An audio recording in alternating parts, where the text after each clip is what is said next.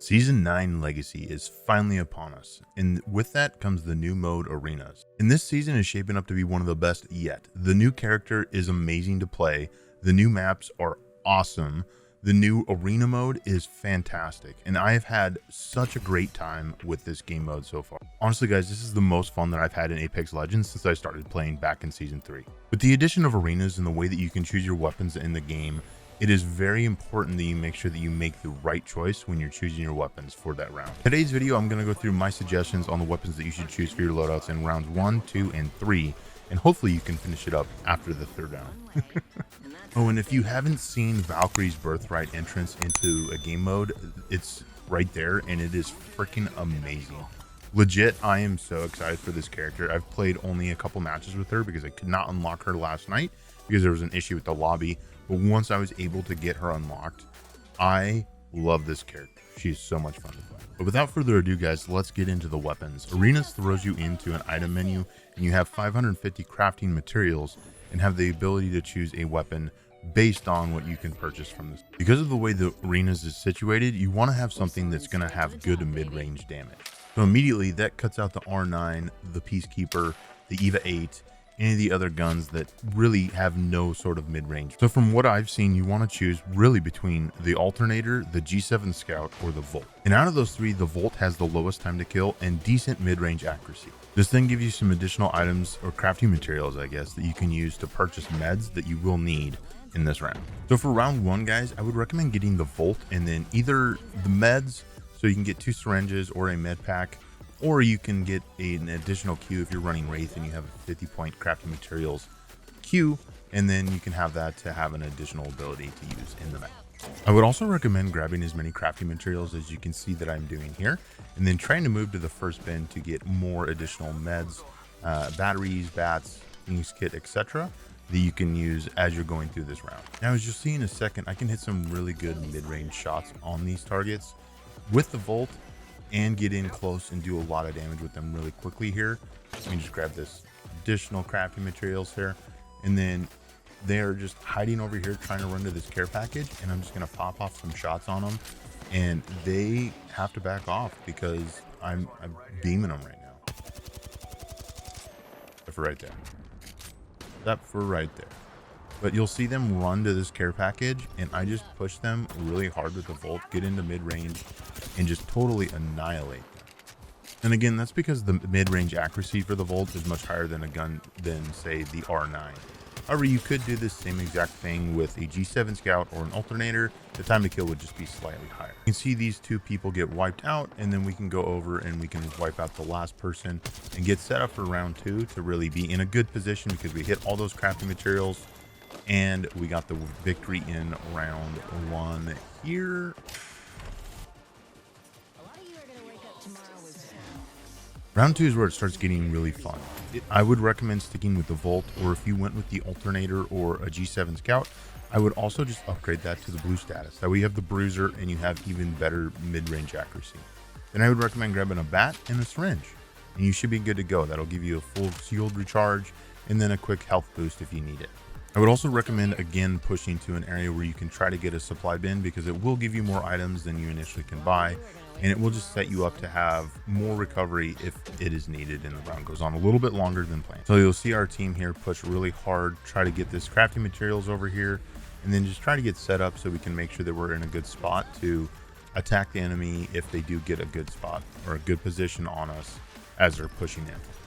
Because we got the Bruiser now on our Volt, our G7 Scout, or our Alternator, and the Blue Barrel, we're also going to have better mid-range accuracy now than we did last time. So you're going to see me try to push these people at mid to long range, get a couple cracks on them, and then push in really close range and just try to take them out as quickly as possible. And again, you want to really try to get this supply bin if you can, because having these extra healing items is going to make a huge difference to having a successful round or not, because if you do need to retreat and get your shields up, you just have extra bats, or you have a Phoenix kit that you can pop really quickly. So here they're attacking my squad here on the right side, so I am going to get away from that airstrike from the Valkyrie, push to the right, help my teammate to try to knock down that lifeline. Also take out this Valk, but this Valk is going to get away here, and I'll get an opportunity to take out the Mirage. By the way, that Q ability, if you use that correctly, is a ton of fun. So I really love it. Oh, and Mozam is buffed. It's actually not bad. I've been enjoying using the Mozam as a secondary and just upgrading my main weapon.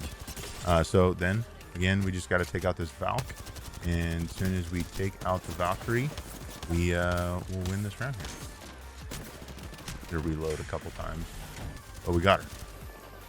Got her down. Round 3 is going to be the last time that you really have to worry about crafting materials and the items that you buy, because after this round, if the match does go 4, 5, 6 rounds, you will have enough crafting materials that it's not really going to matter.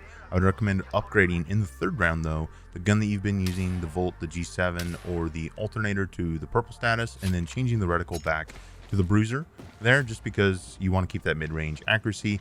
If you are playing with a Bangalore, maybe keep the Digithreat, because that could be really cool and you could see the smoke, see through the smoke and really attack some of the enemies. But you can see me grab a bat there and a couple cells and then be set up to recover my shields if needed. We're just going to move across the map here and try to take out this team as quickly as possible, but we're also going to, just in case we go through other rounds, go pick up these crafting materials and then try to do the same thing, hit the bins and get some items to be set up to really push this team. You'll also see in this game why it's super important to try to hit one of the bins as fast as you can and grab some of these items, because there's a time in this video here where I will need to jump back and escape and pop a Phoenix kit, and had we not got that, I might have been in a worse spot than we were. But yeah guys, this is my recommendations for weapons and items that you should choose in the first 3 rounds of the new Arenas mode in Apex Legends. Again, I would recommend choosing the Volt, the G7, or the Alternator, because they do have good mid-range accuracy. The time to kill on all 3 of them are pretty low.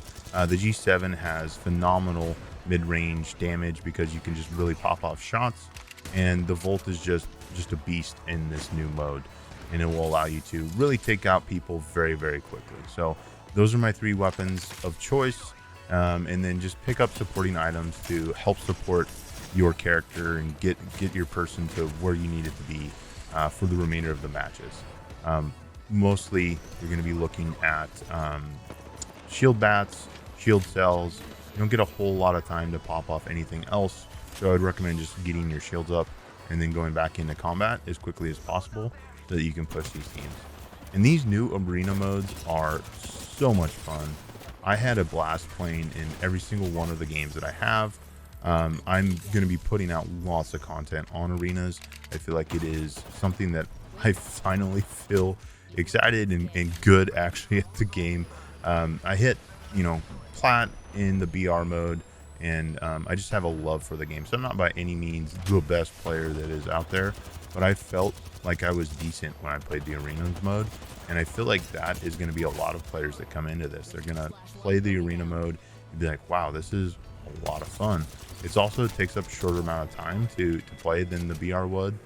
I finished this whole game, like you're seeing this whole video, I finished the whole round in 9 minutes, and we're able to clutch the dub here, and it's just amazing, and this is a pub. Like I just jumped in with some random teammates. So arenas mode is very exciting. I'm very excited for season 9 legacy of Apex Legends and what it has to come, the new changes that will come out of this, the town takeovers, the new heirloom.